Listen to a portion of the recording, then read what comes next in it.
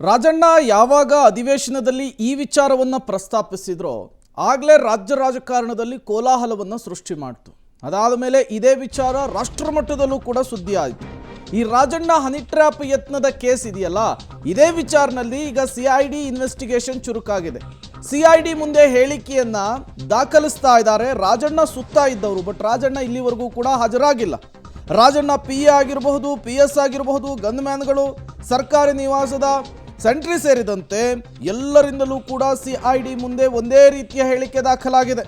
Public ಟಿವಿಯಲ್ಲಿ ಆ ಹೇಳಿಕೆಗೆ ಸಂಬಂಧಪಟ್ಟಂತಹ ಎಕ್ಸ್ಕ್ಲೂಸಿವ್ ಡೀಟೇಲ್ಸ್ ಯಾವಾಗ ಇದು ರಾಷ್ಟ್ರ ಮಟ್ಟದಲ್ಲಿ ಸುದ್ದಿ ಆಯಿತು, ಯಾವಾಗ 48 ಶಾಸಕರ CD ಇದೆ, ಪೆನ್ ಡ್ರೈವ್ ಇದೆ, ಹನಿ ಟ್ರ್ಯಾಪ್ ಯತ್ನ ಆಗಿದೆ ಅನ್ನುವಂತಹ ವಿಚಾರವನ್ನು ಪ್ರಸ್ತಾಪಿಸಿದ್ರು, ಆಗ ಸರ್ಕಾರ ಅಲರ್ಟ್ ಆಗುತ್ತೆ, ಸಿಐಡಿ ಇನ್ವೆಸ್ಟಿಗೇಷನ್ ಕೊಡುತ್ತೆ. ಬಟ್ ಈಗ ರಾಜಣ್ಣ ನಡೆ, ರಾಜಣ್ಣ ಸುತ್ತ ಇದ್ದವರು ಹೇಳ್ಕೊಳ್ತಾ ಇರುವಂತಹ ಸ್ಟೇಟ್ಮೆಂಟು ಇವೆಲ್ಲವೂ ಕೂಡ ಸಹಜವಾಗಿಯೇ ಅನುಮಾನವನ್ನು ಜಾಸ್ತಿ ಮಾಡ್ತಾ ಇರುವಂಥದ್ದು. ಹಾಗಾದರೆ ರಾಜಣ್ಣ ಅವರ ಪರ್ಸನಲ್ ಸೆಕ್ರೆಟರಿ, ಗನ್ಮ್ಯಾನ್ಗಳು, ಸರ್ಕಾರಿ ನಿವಾಸದ ಸೆಂಟ್ರಿ ಇವರೆಲ್ಲ ಕೊಟ್ಟಿರೋ ಸ್ಟೇಟ್ಮೆಂಟ್ ಏನು ಅಂತಂದರೆ, ನಮಗೇನೂ ಗೊತ್ತಿಲ್ಲ, ನಾವೇನೂ ನೋಡಿಲ್ಲ. ಅರ್ಧ ಕೇಸೇ ಬಿದ್ದೋಯ್ತು ಈ ಸ್ಟೇಟ್ಮೆಂಟಿಂದ. ನಮಗೇನೂ ಗೊತ್ತಿಲ್ಲ, ನಾವೇನೂ ನೋಡಿಲ್ಲ. ರಾಜಣ್ಣ ಸದನದಲ್ಲಿ ಹೇಳಿದಾಗಲೇ ನಮಗೂ ಹನಿ ಟ್ರ್ಯಾಪ್ ವಿಚಾರ ಗೊತ್ತಾಗಿದ್ದು. ಅದು ಯಾವತ್ತು ರಾಜಣ್ಣಗೆ ಹನಿ ಟ್ರ್ಯಾಪ್ ಯತ್ನ ಮಾಡಿದ್ರು ನಮಗೆ ಗೊತ್ತಿಲ್ಲ ಅಂತ ಹೇಳ್ತಾ ಇದ್ದಾರೆ. ರಾಜಣ್ಣ ಯುವತಿಯ ಕೆನ್ನೆಗೆ ಹೊಡೆದದ್ದೂ ಗೊತ್ತಿಲ್ಲ, ಅದು ನಮಗೆ ಗೊತ್ತಿಲ್ಲ. OSD Ramanareddy, PA A Mallesh, ಗನ್ಮ್ಯಾನ್ಗಳಾದ ಶ್ರೀಧರ್, ನವೀನ್, ಸರ್ಕಾರಿ ನಿವಾಸದ ಸೆಂಟ್ರಿ ಚೇತನ್ ಇವರ ಹೇಳಿಕೆಯನ್ನು ದಾಖಲು ಮಾಡಿಕೊಂಡಿದ್ದಾರೆ. ಸೆಂಟ್ರಿ ಅಂದರೆ ಸೆಂಟ್ರಿ ಸರ್ಕಾರಿ ನಿವಾಸದ ಪೊಲೀಸ್ ರಕ್ಷಕ, ಅಂದರೆ ಸೆಕ್ಯೂರಿಟಿ ಥರ. ಇವರ ಹೇಳಿಕೆಯಿಂದ ಈಗ CID ಅವರು ಪೀಕ್ಲಾಟೆಗೆ ಸಿಕ್ಕಿದ್ದಾರೆ. ಏನೂ ಲೀಡ್ ಸಿಗ್ತಿಲ್ವಲ್ಲಪ್ಪ ಪ್ರಕರಣದಲ್ಲಿ. ದಿನಾಂಕ ಗೊತ್ತಿಲ್ಲ, CCTV ಇಲ್ಲ, ಪ್ರತ್ಯಕ್ಷ ಸಾಕ್ಷಿಗಳ ಅಸಂಬದ್ಧ ಉತ್ತರ. ಹಾಗಾದರೆ CID ಅವರಿಗೆ ಈಗ ತಲೆ ಮೇಲೆ ಕೈ ಇಟ್ಕೊಳ್ಳೋ ಪರಿಸ್ಥಿತಿ ಬಂದ್ಬಿಡ್ತಾ? ದೆಹಲಿಯಿಂದ ಬಂದ ಕೂಡಲೇ ರಾಜಣ್ಣ ಹೇಳಿಕೆ ದಾಖಲಿಸೋದಕ್ಕೆ CID ತಯಾರಿ. ಅವ್ರ ಹೇಳಿಕೆನೂ ಹೀಗೆ ಇರುತ್ತೆ. ಹೇಳಿದಾರಲ್ಲ ಈಗಾಗಲೇ ಆಲ್ರೆಡಿ, ನನಗೆ ಅವ್ರು ಯಾರು ಅಂತ ಗೊತ್ತಿಲ್ಲ, ನಾನು ಏನಾದ್ರು ಫೋಟೋ ತೋರಿಸಿದ್ರೆ ಬೇಕಾದ್ರೆ ಗುರ್ತಿಡಿಬೋದು, ಗಡ್ಡದಾರಿ ಅಂತಾರೆ. ಗಡ್ಡದಾರಿ ಅಂತಂದ್ರೆ 100ರಲ್ಲಿ 90 ಜನ ಗಡ್ಡದಾರಿಗಳೇ ಇರ್ತಾರಪ್ಪ. ಯಾರನ್ನ ಅಂತ ಕಂಡುಹಿಡಿಯಕ್ಕಾಗತ್ತೆ? ಮೊದಲು ಹೇಳಿದ್ದು ಜೀನ್ಸ್ ಪ್ಯಾಂಟು ಬ್ಲೂ ಟಾಪು ಅಂತ. ಸರಿಯಪ್ಪ, ಅದ್ರಲ್ಲೂ 100ರಲ್ಲಿ 90 ಜನ ಜೀನ್ಸ್ ಹಾಕಿರೋ ಬ್ಲೂ ಜೀನ್ಸೇ ಹಾಕೋದು, ಆಯ್ತಾ? ಈ ಥರ ಬಣ್ಣ ಬಟ್ಟೆಯಿಂದ ಕಂಡುಹಿಡಿಯಕ್ಕಾಗಲ್ಲ. ಮೇಯ್ನ್ ಬೇಕಾಗಿರ್ತಕ್ಕಂಥದ್ದು CCTV ಫುಟೇಜ್, ಅಥವಾ ನೋಡಿದವ್ರು ಯಾರಾದರೂ ಹೇಳಬೇಕು ಇಂಥವ್ರು ಅಂತ. ಅವ್ರ ಸರ್ಕಾರಿ ನಿವಾಸದಲ್ಲಿ CCTV ಫುಟೇಜ್ ಇಲ್ಲ. ಸೊ ಹಾಗಾಗಿ ಈಗೇನು ಮಾಡೋಕ್ಕಾಗದೇ ಇರೋ ಪರಿಸ್ಥಿತಿ ನನ್ನ ಪ್ರಕಾರ. ನಾನು ಅದಕ್ಕೆ ಆರಂಭದಲ್ಲೇ ಹೇಳಿದ್ದು, ಕೇಸೇ ಅರ್ಧ ಬಿದ್ದೋಯ್ತು. ಈ ಬಗ್ಗೆ ಮತ್ತಷ್ಟು ಮಾಹಿತಿ ನನ್ನ ಕೊಲೀಗ್ ಉಮೇಶ್ ಅವರಿಂದ ಪಡ್ಕೊಳ್ಳೋಣ. ಉಮೇಶ್, ಈ ಪ್ರಕರಣ ನನ್ನ ಪ್ರಕಾರ ಅರ್ಧ ಬಿದ್ದೋಗಿದೆ ಅಂತ ಅನ್ನಿಸ್ತಾ ಇದೆ. ಯಾಕೆಂದರೆ ಯಾವತ್ತು ನಡೀತು ದಿನಾಂಕ ಗೊತ್ತಿಲ್ಲ, CCTV ಫುಟೇಜ್ ಇಲ್ಲ, ಪ್ರತ್ಯಕ್ಷ ಸಾಕ್ಷಿಗಳು ನಮಗೇನೂ ಗೊತ್ತೇ ಇಲ್ಲ, ನಾವೇನೂ ನೋಡೇ ಇಲ್ಲ ಅಂತ ಇದ್ದಾರೆ. ರಾಜಣ್ಣ ಅವರು ಕೂಡ ಅಡ್ಗೋಡೆ ಮೇಲೆ ದೀಪ ಇಟ್ಟಂಗೆ ಮಾತಾಡ್ತಾ ಇದ್ದಾರೆ. ಹೀಗಿರುವಾಗ ಈ ಪ್ರಕರಣ ತಾರ್ಕಿಕ ಅಂತ್ಯಕ್ಕೆ ಹೋಗುತ್ತಾ? ನಿಜವಾದ ಅಪರಾಧಿಗಳು, ಹನಿ ಟ್ರ್ಯಾಪ್ ಮಾಡಿದವರು ಸಿಕ್ಬೀಳ್ತಾರಾ ಅಂತ ಅನುಮಾನ. ಖಂಡಿತವಾಗ್ಲೂ ಅರವಿಂದ್, ಯಾಕೆಂದ್ರೆ ಈ ಪ್ರಕರಣದಲ್ಲಿ ದೂರುದಾರರಾಗಿರುವಂತಹ ಸಚಿವ ರಾಜಣ್ಣ ಇಲ್ಲಿವರೆಗೂ ಕೂಡ CID ಅಧಿಕಾರಿಗಳ ಮುಂದೆ ವಿಚಾರಣೆಗೆ ಹಾಜರಾಗಿಲ್ಲ, ಅಥವಾ ಅವರು ಯಾವಾಗ ಹನಿ ಟ್ರ್ಯಾಪ್ಗೆ ಯತ್ನ ಮಾಡಿದ್ರು ಅನ್ನೋದ್ರ ಬಗ್ಗೆ ಅವರೇ ಮೊದಲಿಗೆ ಡೀಟೇಲ್ಸ್ ಕೊಡಬೇಕಿತ್ತು. ಆದರೆ ಇಲ್ಲಿವರೆಗೂ ಕೂಡ CID ಅಧಿಕಾರಿಗಳು 2 ಬಾರಿ ಅವರನ್ನು ವಿಚಾರಣೆಗೆ ಕರೆಯುವಂಥ ಪ್ರಯತ್ನ ಮಾಡಿದ್ರು ಕೂಡ ಇಲ್ಲಿವರೆಗೂ ಕೂಡ ಅವರು ಪತ್ತೆ ಸಿಕ್ಕಿಲ್ಲ. ಜೊತೆಗೆ ಈಗಾಗಲೇ ದೆಹಲಿ ಪ್ರವಾಸದಲ್ಲಿರೋ ಕಾರಣಕ್ಕಾಗಿ CID ಅಧಿಕಾರಿಗಳು ಯಾವಾಗ ಪ್ರಕರಣ ಅವರು ಸದನದಲ್ಲಿ ಹೇಳ್ತಾರೆ, ನಂತರದಲ್ಲಿ CID ಅಧಿಕಾರಿಗಳು ತನಿಖೆ ಕೈಗೊಳ್ತಾರೆ. ಕೈಗೊಂಡ ನಂತರದಲ್ಲಿ ಮೊದಲಿಗೆ ಅವರು ರಾಜಣ್ಣ ಅವರ ಸರ್ಕಾರಿ ನಿವಾಸಕ್ಕೆ ಭೇಟಿ ನೀಡಿ ಅಲ್ಲಿರುವಂಥ ಸಿಬ್ಬಂದಿ, ಅಲ್ಲಿರುವಂಥ ಬೇರೆ ಬೇರೆ ಅವ್ರ ಮನೆಯಲ್ಲಿ ಕೆಲಸ ಮಾಡ್ತಿದ್ದವ್ರನ್ನ ಹೇಳಿಕೆ ಪಡೆಯೋಕ್ಕೆ ಮುಂದಾಗ್ತಾರೆ.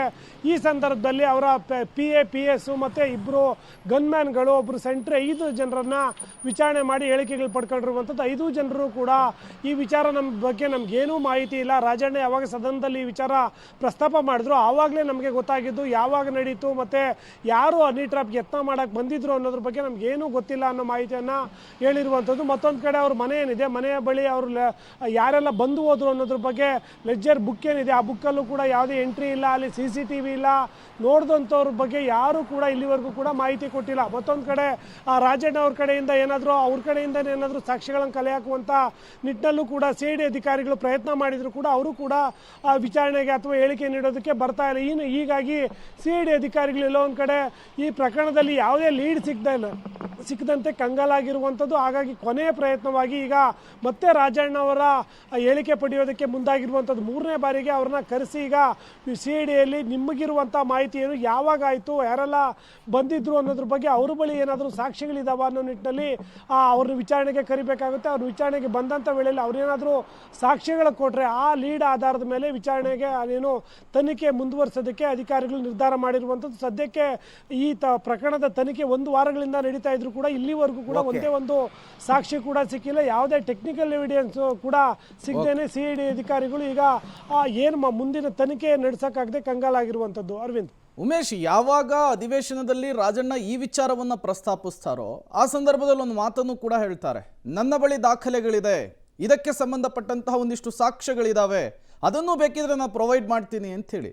ಬಟ್ ಇದ್ದಕ್ಕಿದ್ದ ಹಾಗೆ CID ಇನ್ವೆಸ್ಟಿಗೇಷನ್ ಆಗ್ತಾ ಇದೆ, ಸ್ವತಃ ರಾಜಣ್ಣನೇ ದೂರು ಕೊಟ್ಟಿದ್ದಾರೆ, ಆದರೂ ಕೂಡ ಸಾಕ್ಷ್ಯಗಳನ್ನು ಕೊಡುವಂತಹ ಕೆಲಸ ಯಾಕೆ ಆಗ್ತಾ ಇಲ್ಲ ಅಂಥೇಳಿ ರಾಜಣ್ಣ ನಡೆ ಈ ಪ್ರಕರಣದಲ್ಲಿ ಏನನ್ನು ಸೂಚಿಸ್ತಾ ಇದೆ ಅಂತ.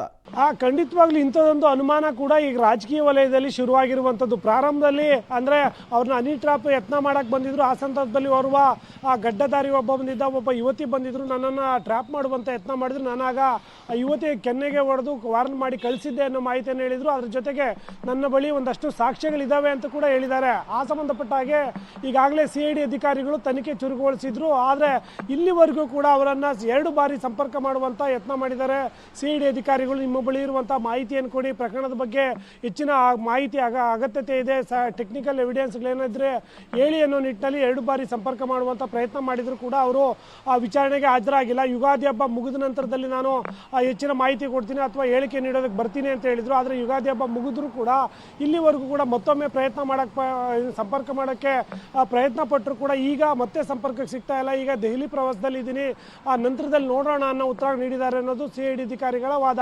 ಹಾಗಾಗಿ ದೆಹಲಿ ಪ್ರವಾಸದಿಂದ ಏನಾದರೂ ಬಂದ ನಂತರದಲ್ಲಿ CID ಅಧಿಕಾರಿಗಳ ಮುಂದೆ ಹಾಜರಾಗಿ ಏನಾದರೂ ಎವಿಡೆನ್ಸ್ ಕೊಡ್ತಾರಾ ಅಥವಾ ಘಟನೆ ನಡೆದಿದ್ದು ಯಾವಾಗ, ಯಾರೆಲ್ಲ ಬಂದಿದ್ರು, ಅವರ ಗುರುತು ಏನು ಅನ್ನೋದ್ರ ಬಗ್ಗೆ ಏನಾದರೂ ಮಾಹಿತಿ ನೀಡ್ತಾರಾ ಅನ್ನೋದು ಈಗ CID ಅಧಿಕಾರಿಗಳ ಮುಂದಿರುವ ಪ್ರಶ್ನೆ.